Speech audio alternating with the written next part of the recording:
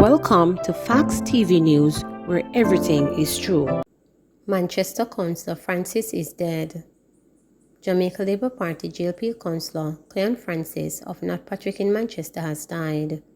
Reporters understand that Francis, who served as Minority Leader 78 in the Manchester Municipal Corporation, had been ailing for close to a month and was hospitalized up to the time of his death on Friday.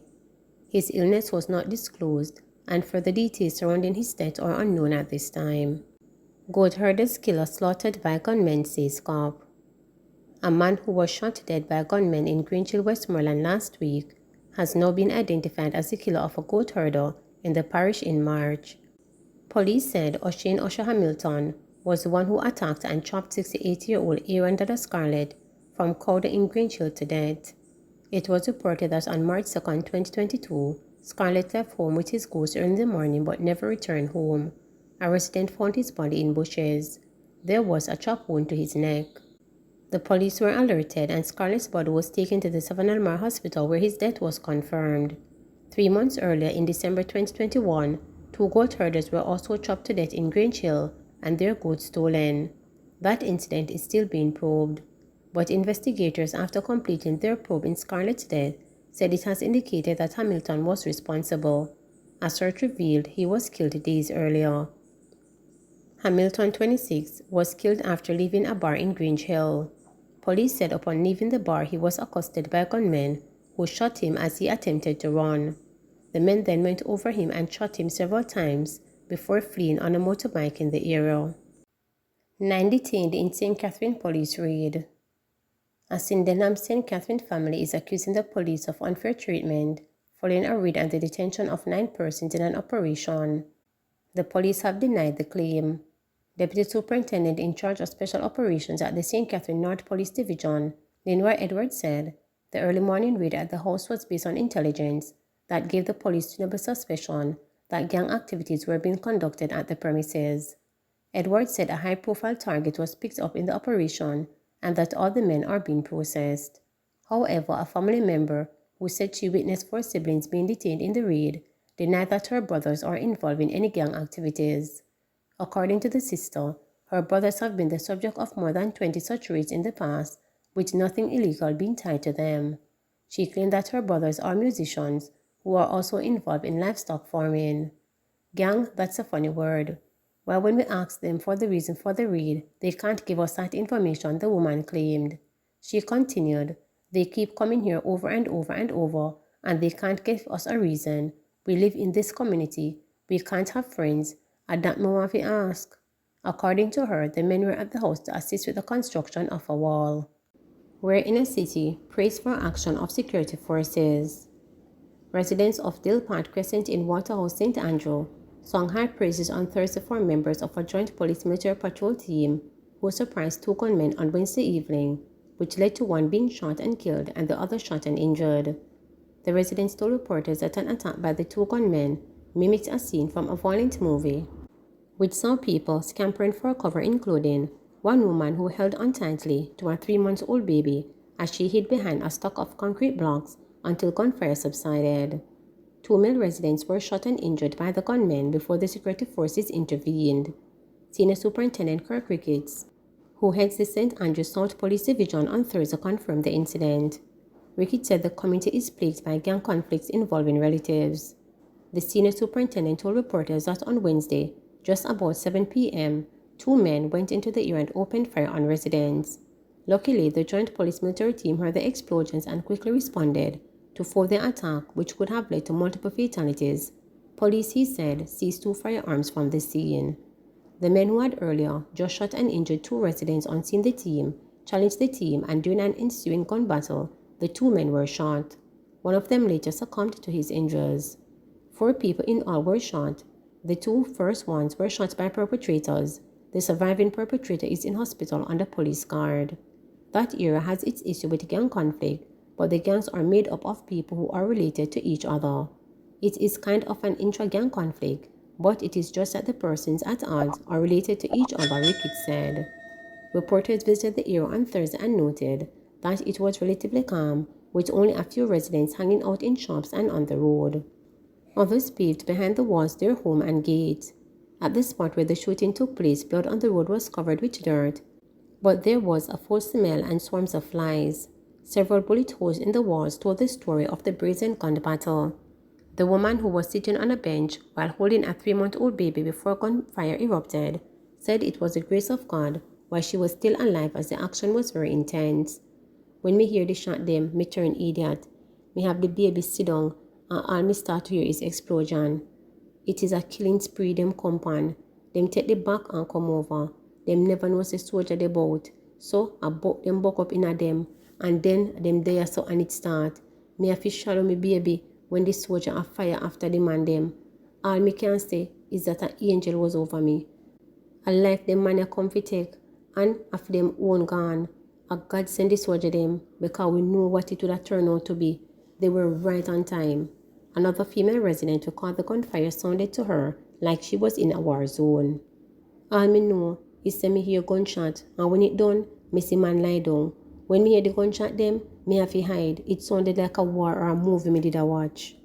The Independent Commission of Investigations told reporters that it was investigating the incident. Work advance on new bail act, says Malahoo Fort. Minister of Legal and Constitutional Affairs Marlene Malahoo Fort says work is far advanced on the third draft of the Bail Act. In June this year, Minister Malahoo Fort announced that a new Bail Act was in the works, pending the revision of wording to some clauses. According to a release, the minister said that the current review process is focused on fine-tuning the law with the aim of tabling it in September. She noted that the existing legislation provides a good foundation on which to do the revision. The process aims to make it one of the best and most balanced pieces of legislation on a matter that people are very anxious about. We are coming up on the summer recess, and it is looking like it's going to be in a September deadline, she stated. The minister said the revised law will set out the entitlement to a bail. It will look at the power to grant bail, the reasonable conditions on which bail can be granted, what amount of sufficient cause for keeping someone in custody, and it will provide a good menu of the things to be considered by the court, she said. The law is also expected to clarify the processes for review and appeal, as well as to look at timelines within which actions are to be taken. We are also moving to put prescribed forms in place to ensure that all matters that have to be communicated will be communicated in a standard prescribed form, Malahoo Fort stated. She noted further that there are new features in the law in addition to localizing it and taking it into account the matters that we have been documenting and collecting data on within the Jamaican context. The law really honors the principles that the courts have been given much guidance on and looks at what it is that a bail is intended to do in a balanced way. Minister Malahoo Fort said she is looking forward to the completion of the process. If I must say so myself, I am quite excited because great care is required in preparing law. The policy behind the law must be very clear, and what is drafted in the law must be equally clear to capture the policy intent in the legislation, she noted. 87% of PEP students placed in schools of choice. 87% of students who sat the primary exit profile PEP this year have been placed in one of the 7 schools of their choice. Minister of Education and Youth Favour Williams made the disclosure during a press conference at the ministry's office in Kingston on Friday, July 8, ahead of the release of the results of exams later in the day. Starting at 4 p.m., parents can visit the online parent portal to access the results or call the Educate Jamaica Help at 888-338-2283 and 888-724-8463 for assistance. Regional offices are also prepared to support schools and parents where necessary. A total of 35,292 students at the examinations, which means that 30,778 students were placed in a school they listed as one of their preferences. 13%, or a total of 4,494, were placed in high schools in close proximity to the primary schools they attended or to the home address that they would have submitted on the exam, Williams said. She noted that 20 students were not placed in a public school at the secondary level based on their request. Cautioning against making comparisons between the performance of students this year versus previous years, Williams stated that the 2022 cohort of students did not sit the grades 4 or 5 components of the examinations, so everything hangs on the grade 6 PEP due to the continuing pandemic. For a total of 1,054 exam centers across the island, students sat the ability test in March and the curriculum-based test in April. They did not sit the grade 6 performance task.